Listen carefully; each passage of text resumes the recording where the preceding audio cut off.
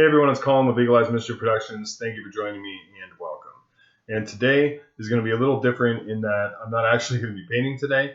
What I wanted to talk about today is how to plan out your painting when you're approaching a model. So what I mean by that is when you sit down, obviously we have the airbrush base coat already on Amalia Novena for the Sisters of Battle tutorial, but when you're sitting down to paint a model, like now we're moving on to the detailing in that tutorial. Before I even start painting, I sit down and I look at a model and I go over it and I pretty much decide what colors I'm going to paint the different elements on the model and why.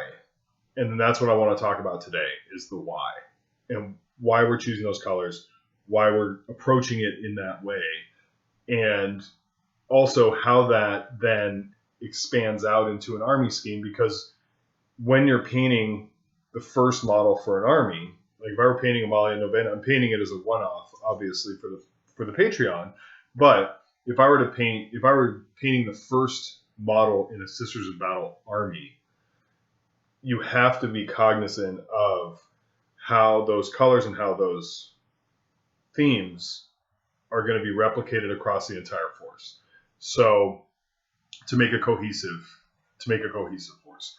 So for me, I always sit down and I plan it out in my head, and I kind of talk myself through it, and then that way when I sit down to actually put paint on the model, I have a plan, I stick to the plan, and finish the model. Makes it more efficient. There's less decision making while painting. I don't usually sit there and go, oh, what am I going to do? How am I going to paint that? Do I like that? I've gotten pretty good at visualizing kind of the end result over the years. It's a skill that, you just develop from, studying what other people are doing, and then also just, experimenting and through painting your own models, painting your own armies. So something that develops over time, but it's something that is a very, very valuable skill for army painting. So with Amalia Novena, obviously we already did the airbrush base coats on this model. And so now it's time to plan this thing out. And this is a daunting model to plan out. There is a ton of detail on this model, from this kind of bodice here. Then you have the fleur-de-lis. So these fleur-de-lis on the chest plate are part of the armor. This fleur-de-lis here is actually like a necklace. It's like a pendant. Is this fleur-de-lis? So that's a separate element. You have hoses going around the head. Excuse me. There we go. You have hoses going in front of the face. And now she's painted Caucasian with blonde hair, so we want to keep that in mind.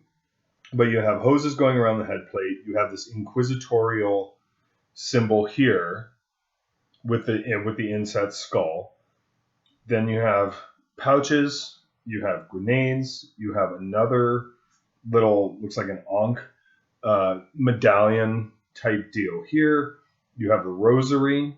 You have another inquisitorial rosette on the rosary, the tabard, with the arm. Those are going to be black because we're doing Bloody Rose. So that decision's already made for us. The robes are going to be black, so we want to keep that in mind. Then you have, this fleur-de-lis here. You have these elements on the top of the backpack here. You have another inquisitorial symbol here with more of that kind of rosary chain going around the side. You have studding on this. You have the undersuit joints on the back of the leg. You have this kind of detail going around the side of the backpack. You have the shoulder trim. You have this fleur-de-lis. You have this winged inquisitorial symbol on the other side. Purity seals here and here and here. Then, is that a purity seal, or is that's kind of like a leg sash thing. That's not a purity seal. That's like that's like a sash on her leg, or part of the tabard and sleeves. I don't know. I might have to look at the box art to see just exactly what that element is. I think it might be part of the sleeve, so that may end up being black. Because some of those decisions are already made for us by choosing the color scheme. Like, we already know it's going to have silver pad trim and black robes, because that's bloody gross. That's the scheme. And we're sticking to the scheme with this model. So that decision's already been made for us. And then you have these skulls on the knees. You have these little ossuary kind of inset pieces in the leg armor. And then you have, the bolter. The bolter, these are going to be gunmetal elements here. Then you have, the bolter casing itself. Then you have the inquisitorial symbol on the bolter. You have another fleur-de-lis on the inside of the bolter. I mean, there is just detail all over the place on this model. And if I went and did like all of these elements in different colors, it could look really messy really fast. And if I endeavored to paint all of these elements uniquely and specially, it's going to take a while. Scissors are going to take a while no matter what, right? So, because these are just super detailed, tiny little models. So they're going to take a while no matter what. You already know that up front. But you can make decisions that aren't going to compound that challenge, right? Because, again, the overarching goal of this endeavor is to paint an army. That's the goal. What I'm trying to emphasize with the Patreon and in my personal painting is army painting. Every once in a while I'll do, one-off pieces, but for the most part, when I'm painting, I'm trying to get armies done. So I'm trying to make decisions that leave a well-painted model, but let's get these models done. I can't spend 15, 20 hours on a single infantry model and hope to ever finish an army, right? Unless we're talking about Custodes or something where there's like 12 models. But we're not talking about Custodes, and Custodes are way easier than that. They're very ornamental, of course, but their armor's gold. So, but anyway, I digress. So there are some decisions that are made for us, like this is going to be black, this is going to be black, black. So that's a large chunk of the model. Now with black, we have different ways of painting black. We can just do a gray black. We can do a hard black. We can do a very soft black. For cloth, I really like using like Ben Kometz method. If you don't know who Ben Kometz is, Komets, go check that guy out. He's totally just a paragon of painting. The guy's the man. Really, really, really impressive painter. And how he paints black is he uses black, Vallejo model color dark sea blue, and ivory. And he uses that to highlight up. And it gives this very, very soft highlight to the black. Dark sea blue is, or uses Schmincke Premium White, but I use ivory. But you can see dark sea blue is like a really, really dark blue. And it's a really desaturated blue. So if we can kind of see better on the end here, like it's not a vibrant like royal blue. It's a really desaturated dark blue. And you can see it kind of next to the red there. It looks almost black. But when we highlight that up, it's going to go blue, obviously, because it's blue. That's going to give us a really, really soft black. And it's going to give it kind of a fabric-y black. And that's what we're going to do for the, I just got paint everywhere. That's what we're going to do for the robes. And what that also allows us to do is it frees up other ways of painting black for other parts of the model. And what I mean by that is when we're doing like the bolter casing, black would be a good idea to do the bolter casing.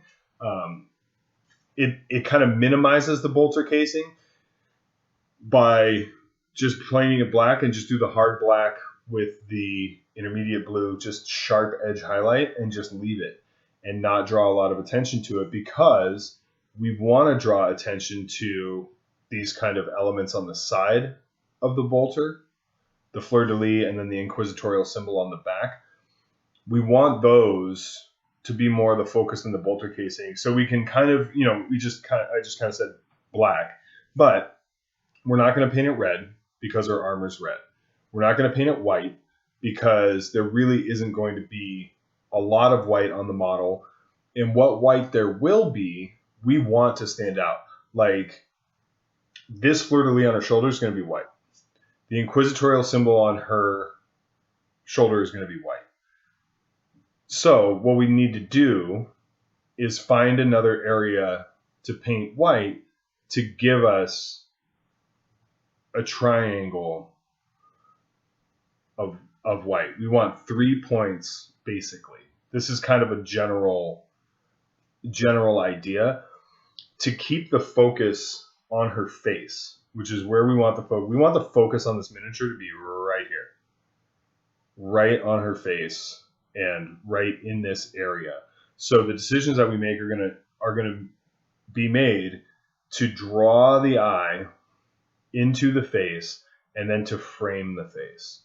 Those are going to be those decisions. Everything else that we do is going to go towards kind of giving it an overall composition and an overall flow and make it look good. But the overarching goal is to draw attention to the face, because it's the focal point of most infantry models. Is going to be the face and the upper chest is going to be where you want people to be drawn into your model, and then notice other things here or there, but really it's the face and the chest that's going to draw people in visually. So we want to make sure that we're making decisions that facilitate that. So this middle part here is black, the tabard's black, this sleeve is black, and that sleeve is black. There's our triangle, right? And the point between the tops of the triangle, the midpoint, is the middle of the chest and the face, right? So if you were to draw this triangle here and put a line down it from the point going up and bisecting this side of the triangle, it would go right through her head. And that's what we want. Now the black bolter doesn't unbalance that, because this black on her arm here is kind of shoved underneath her shoulder. So there's really not a lot of black there, right? So painting this bolter casing black, because there's a lot more of this sleeve bow on this side, painting this bolter casing black still keeps us in that triangle. It's going to be a little different black, and that's okay, but it's not going to unbalance the model. Whereas if we have this shoulder white, and then the gun casing white, that triangle all of a sudden is just really skewed out towards the end of this gun. And being the forwardmost element on the model, if it's unbalanced, if it's weighted and unbalanced in this direction, it's going to be noticeable, and it's going to stand out. The gun casing is going to be the thing that stands out because it's drawing all the weight over to this side of the model. We really don't want that. So we're not going to paint it red. We're not going to paint it white. We're not going to paint it brown or green or purple or blue or brown or green, or I already said green. We're not going to paint it metallic. We're not going to paint it gold. You're just not walking around with a gold-plated bolter, you know. So black, of standard, just hard black, is going to be a great go-to for that element on the model. And so now, in the interest of framing the model and framing this face, we have this steel trim that's going to go all the way around the shoulders and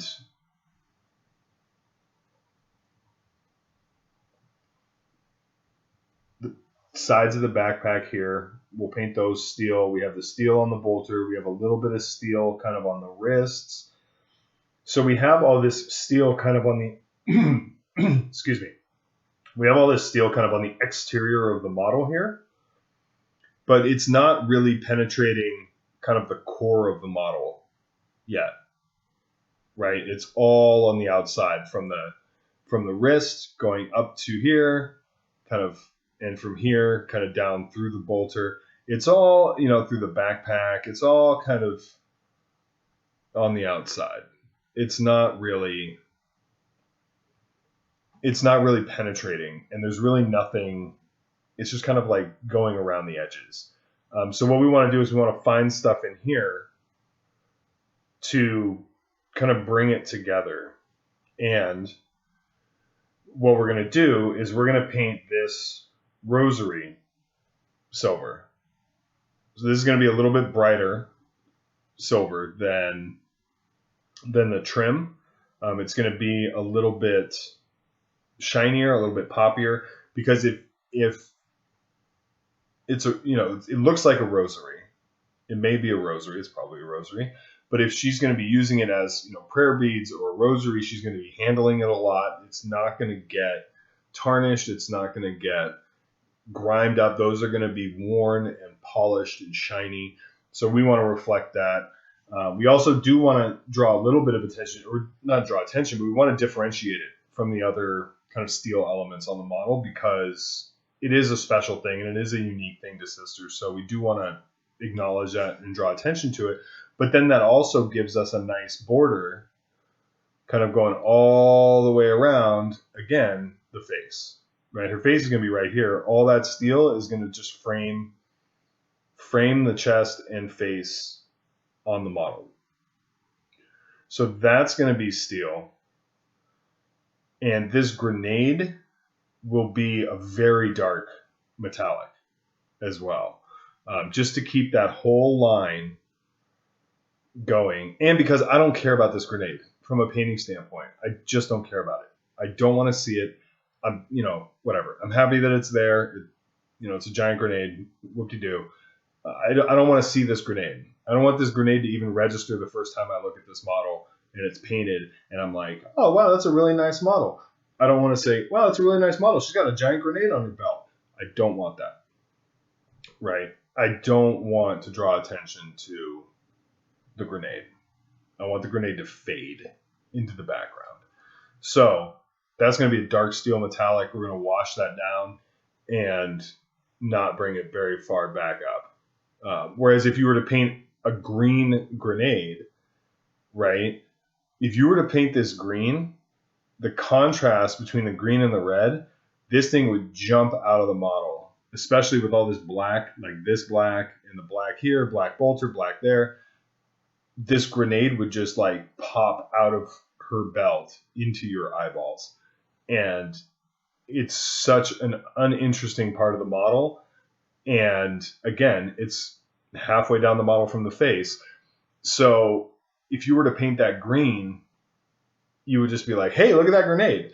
That is not at all what we want. So it also has the added benefit of making this, the trim, the rosary, the bolt casing, everything just boom. When I'm going to base coat metallics, I'm just going and I'm hitting all those elements of the model.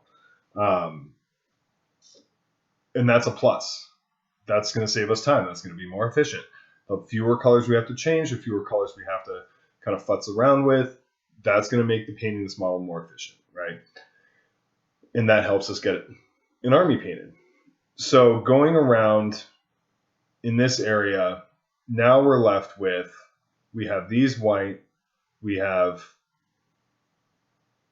still have to make decisions on purity seals. We still have to make decisions on her undersuit. The undersuit, we'll get to the back of the model in a second.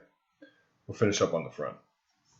So in the interest of framing her face, now this trim comes all the way down next to these hoses that are going in front of her face here. And then this kind of element in the middle. So we don't want to paint these hoses metallic, because then it kind of bleeds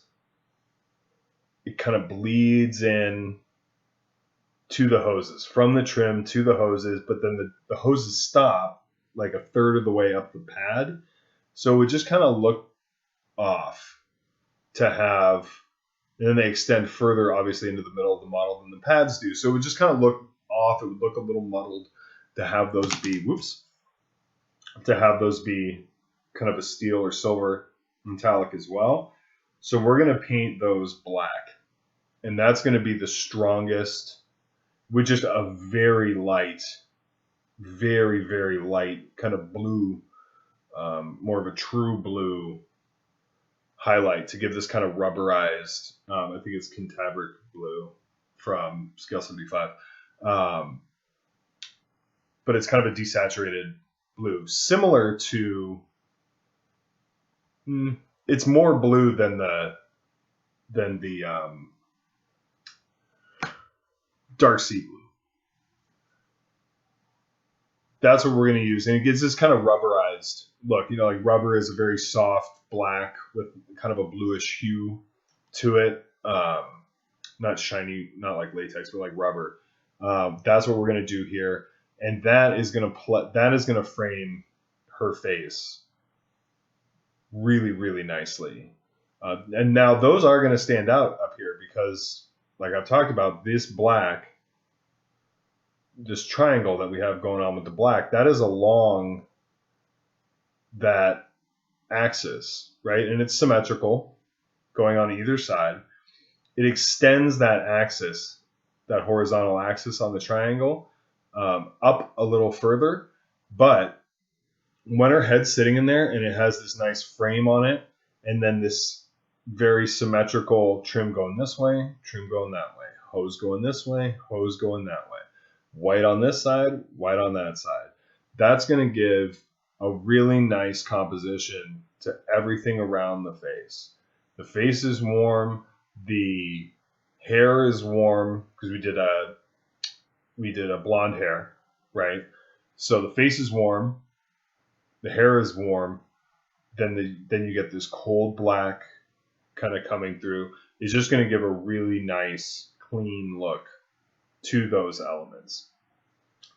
Purity seals, we're not going to do red. Obviously, they just blend in with the armor. We're going to do a nice little violet on the purity seals, and then obviously, parchment color or whatever. So those purity seals there are going to be violet. Violet I like because, so basically they're going to end up right around there. And I like that because it's not too shy. I mean, this is the final highlight. They're not going to be this bright, but it's the same kind of wavelength as red. It's not, we've used purple in the shadows, so it's complementary. It's not contrasting the red, right? Because red and blue make purple.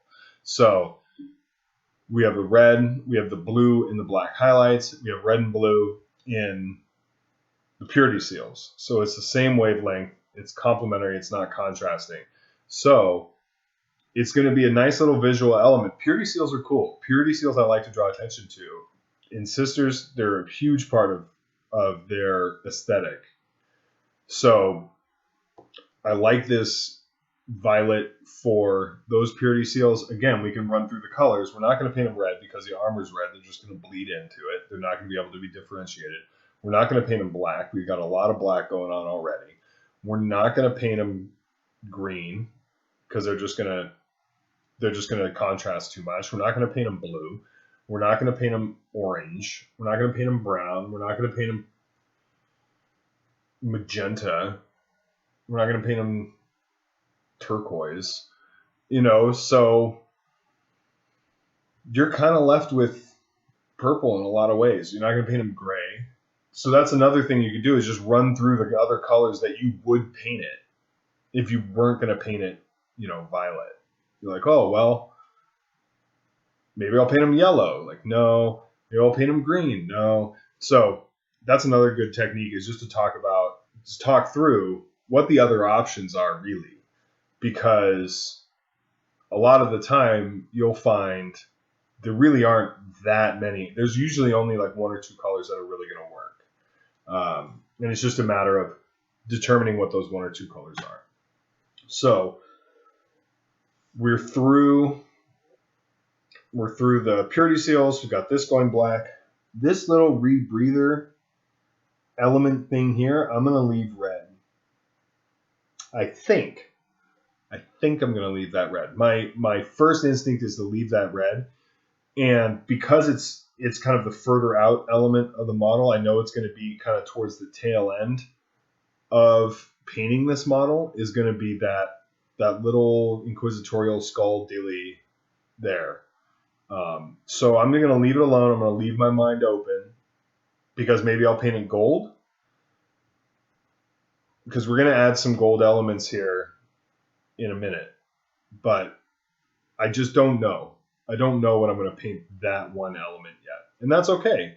Sometimes you have to fill in around it to really get a sense of what you want that to look like. So what I do know is I have one element of white here, I have one element of white here, and I don't have a third. And I need a third.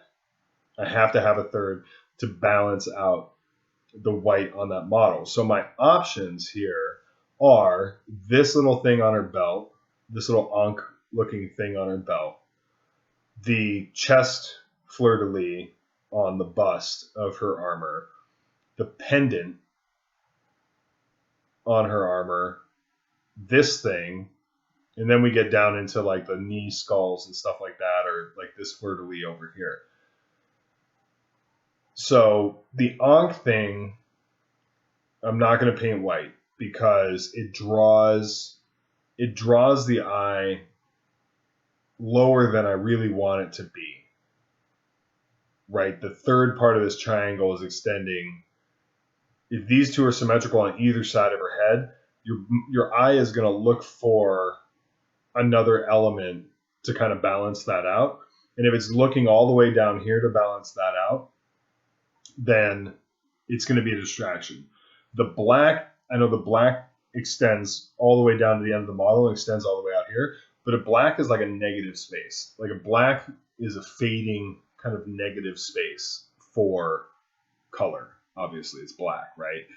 White is a very upfront color. White draws attention. White stands out. So we have to keep that in mind when we're deciding what element we're going to paint white. If I did the fleur-de-lis on her chest, I still have on the bust here, I still have the same problem. I still have one on this side, one on this side, and then I have one on the left and one on the right. I still have the same problem. It's still not balanced. So if I do this thing at the end of the chain here, same problem. Not only is it off center and unbalancing, but it's too far away from where we want the focus to be, which is right here. So the obvious choice is the pendant, right? So this pendant will be painted white to balance out, and that gives us a perfect triangle, again, with her head at the center of it. And that's what we want. That's the goal, is to keep the focus right here. And so when it comes to like this inquisitorial seal here, this Ankh thing here, the fleur-de-lis here, I'm going to paint those gold. And I'm going to do like a nice shiny gold. The gold is going to be the same temperature as the armor. What I mean by that is I'm going to use a reddish gold, not a reddish gold, but I'm going to use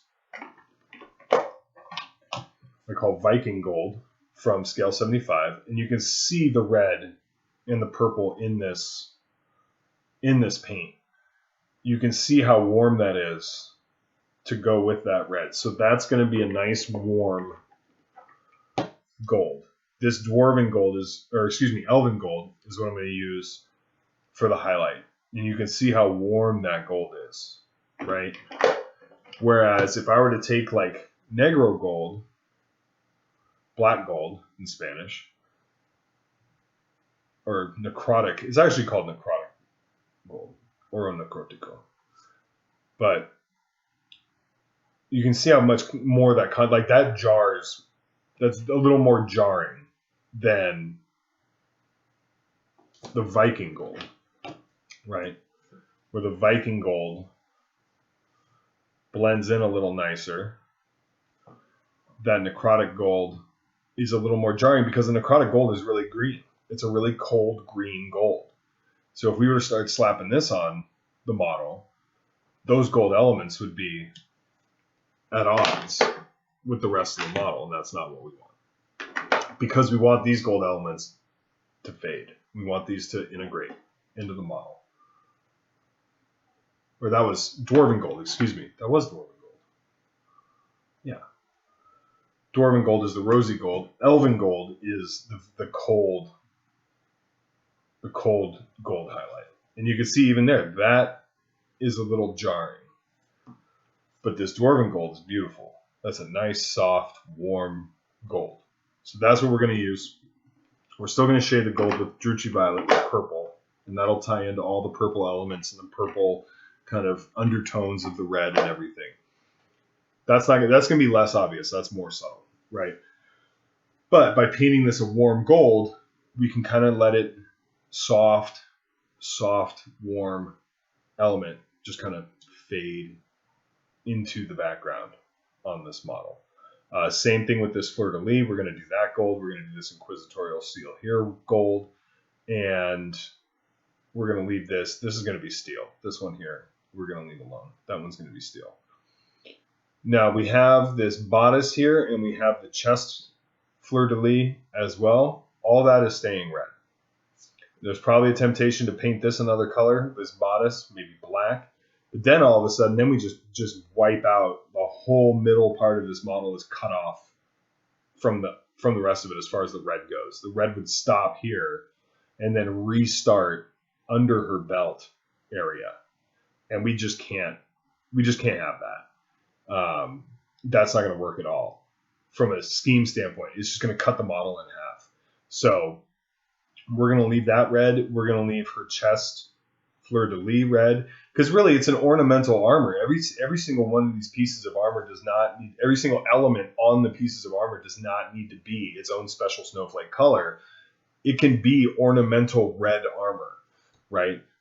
And that brings me to the legs.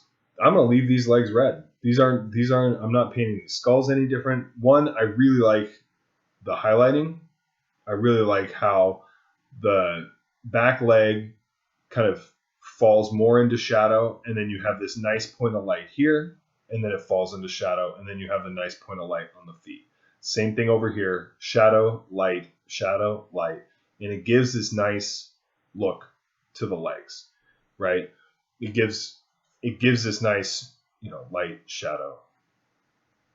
These will be, light, shadow, light, and that serves to kind of flow the light to flow through the model. If we painted this a different color, it would interrupt that, and the whole leg would just be this shadowy red, and we wouldn't have a red point of light. It would be it would be gold, or it would be white, or whatever it would be.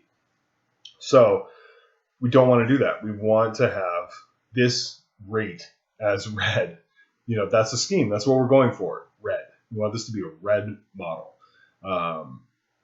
So these I'm going to leave alone. The knees, the little ossuary, little insets and stuff in her belt, or in her shins rather, we're going to leave that.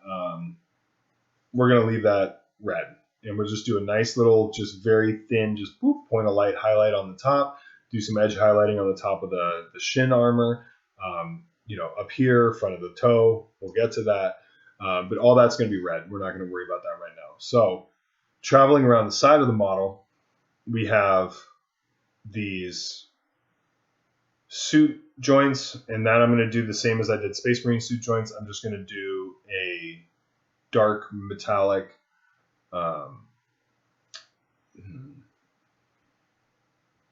I think I'm going to do, I'm going to do a dark metallic and then just wash it in Nuln Oil and just leave it and let it be a matte, kind of a matte metallic, like almost like a mesh, like a metallic mesh. And then I'm going to leave that alone. I just don't want those to be a focus. And I don't want to paint them black because we have this huge swathe of black going down here, and we have a black sleeve here, we have a black sleeve here, we have a black bolter here. It's just black, black, black, black, black, black, black. So the bonus to black is that it's super easy to paint. And it's very forgiving, and you can kind of go and just go and just do the black at the end. But we don't want to lean on that as a crutch. We don't want that to be a crutch for us. Black. Oh, just paint it black. Then all of a sudden everything on the model is black, and it's uninteresting, right? So this inquisitorial eye, we're going to paint gold, because that's kind of going to tie in over here with this inquisitorial eye, and it's going to tie in with the Ankh on the front. Now, it's not going to be perfectly balanced because we're going to do something different with that fleur-de-lis. But that's okay, because there's going to be elements on the back of the model. It's fine. That's going to be gold. If we paint it and it doesn't look right, then we can make another decision. That could work just as easily metallic, and then you have the shoulder trim and the backpack trim balancing that out with the bolter kind of elements over here. That could work. So we want to stay open-minded, but my initial impression is to paint that gold. And then this fleur-de-lis back here, we're going to paint white. And we're going to do that because you're still going to get, when you're looking at the model, like if I put this model down and I look at it, you're going to get that fleur-de-lis with this fleur-de-lis with the inquisitorial symbol on this shoulder, which are white. So if I'm standing back and the model's just deployed on the table and it's, arm's length away from me, I'll move the camera with the model, but it's further away from me. I can see that fleur-de-lis, I can see this fleur-de-lis, and I can see the inquisitorial symbol on our other shoulder. And again, so if we're looking at the model from behind and it's deployed and we're standing above it, and we can see this fleur-de-lis, that, and that, again, we get that triangle there. And what's at the center of that triangle? Her head. Because that's where we want the focus on this model to be. It's already going to be the focus of this shock of blonde hair on this red and black, basically, model. Your eye is already going to want to go there. This just reinforces it and says, this is where the focus is supposed to be. This is intentional. And these elements are helping facilitate that. That's what that's going to tell your brain, basically. I mean, that's my theory, and I'm sticking to it. So we're going to paint that white. We're going to leave all this nonsense here alone. I'm not going to do anything with that. I'll probably just put a sharp edge highlight up there when we're highlighting the red and just leave it alone. I'm just not even fussing around with that. I don't want anything to do with that. Because that's just going to be a distraction. It's not important. That little thing back, all this stuff is not important. For army painting, if you're painting Golden Demon or whatever, knock yourself out, do a little, readout or something there. I don't know. But for army painting, just absolutely not. I don't care about any of this stuff. I don't care about any of this stuff on the side of the backpack. Just a quick little boop. Just let it, acknowledge its existence with a highlight and then move on. And now kind of the biggest question. So yeah, this rosary thing goes all the way around under the belt, all the way over here. So that's obviously going to be steel. This is probably going to be black because this is probably tying this edge. Tying all that stuff together. This goes above the belt. This black goes above the belt. So all these little leather pouches and stuff here, there's got a pouch there, pouch there, pouch there, pouch there. Another couple pouches here. We're going to paint those in a very dark very dark brown, worn leather. Not only is it fun to paint, but it's warm, and we want it to be a warm leather. So when I say dark brown leather, I mean like, where is it? Yeah. I mean, like, we're probably going to end up somewhere around here. And this is brown leather from Scale 75. It's going to be a little darker because we're going to put a black ink wash over it, but this is the brown leather. Again, this is the same temperature as the armor. This is a warm brown. This is a reddish brown. But we don't want to go crazy and do just our basic leather brown with this kind of really red, lighter brown, because that is now going to start getting muddled in there. This is too close to the armor color to use. This reddish brown. It's too red, and it's too light, and it's too close to the armor color to where it kind of is going to blend. So we're going to make sure that we keep this dark. We're going to keep it cold, or excuse me, we're going to keep it warm. We're going to keep it reddish brown, but we're going to keep this dark because we don't really want to draw attention to this. Her little bags and satchels and stuff are not important. It is not a focal point of the model, right? But we also can't paint them black. My first thought was like, yeah, I'll just paint it black and do a black leather and highlight it up with, tan and just get a worn leather, kind of black leather. But then we run into black, black, black, black, black, black, black, black. All of a sudden, we cut that model in half again. So if we were to paint these black, and then the strap that kind of goes along here, and then the other pouches, and bringing it back here, there's a strap that comes along here, then a pouch, then this strap that goes the whole length around to this other pouch. We're cutting the model. We're just completely cutting the model in half. And we don't want to do that. That's going to be, visually, it's going to be too jarring to just cut the model in half. But if we do those in a brown leather, in a dark brown leather, you're still going to have this warmth. You're still going to have the warmth going through, right? This is a dark purplish shadow here. This dark brown leather isn't that far off from this dark purple kind of shadow deal that we got going on here. Tonally, it's not that far off, right? It's not as far off as black. And it's just, again, it's just going to kind of fade into kind of everything else. It's dark enough to kind of get lost in the black, but it's warm enough to kind of get lost in the armor. And it's just not really going to be a focal point. And to top it all off, her hair is blonde. The base of her hair is kind of brown, so that's going to give another trifecta there between the brown here and the brown in her hair. And that's going to draw, again, that's going to balance that out with her face. So that's how I plan out my painting.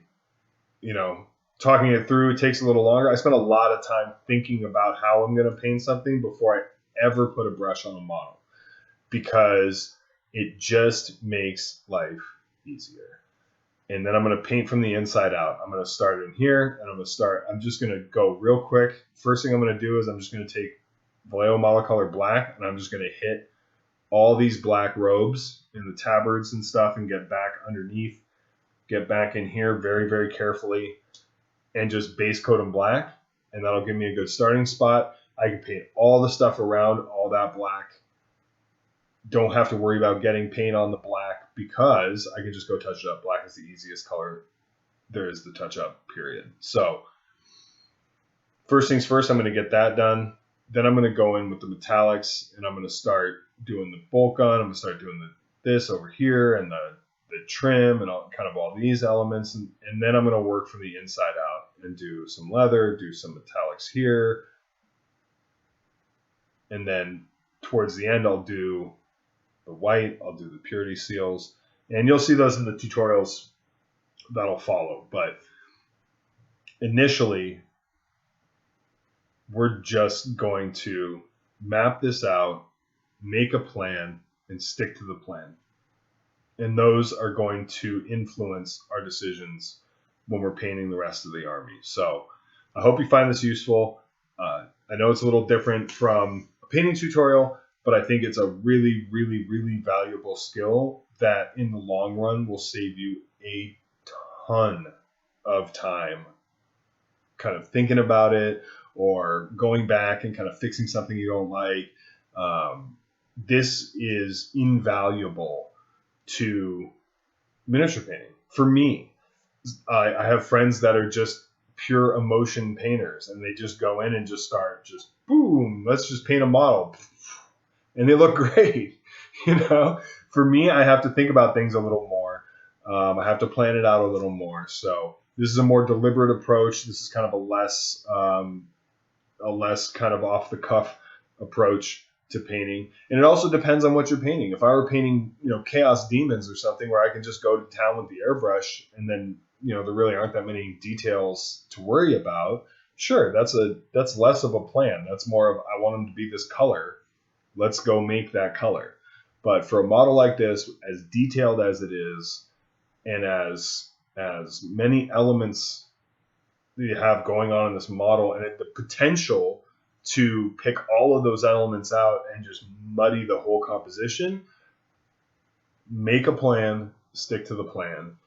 But if something's not working, kind of go back and say, okay, why isn't this working? Is this unbalanced? What is it unbalanced with? What other colors are an option for this element? Will those work? Why and why not? And kind of just run through it really quick. Play out the string really quick and see if there's a better option for what you're painting. But hope this helps. If you have any questions, feel free to comment. Of course, shoot me a message. This is something that I talk about in the Patreon painting group with those tier supporters, and just kind of talk through. And tutoring clients is something we cover a lot. Is when we're developing army schemes. This is something I talk about a lot. So wanted to do a video. We'll get back to the painting tutorials shortly, but I really wanted to make this video. I think it's extremely, extremely important, especially when you're setting out to paint an army, to have a plan and to stick to the plan. And in the end, you'll have a very cohesive army that flows, and it looks like it's intentional and it works. So again, thank you for your support. Hope you enjoyed the video, and we'll see you again soon.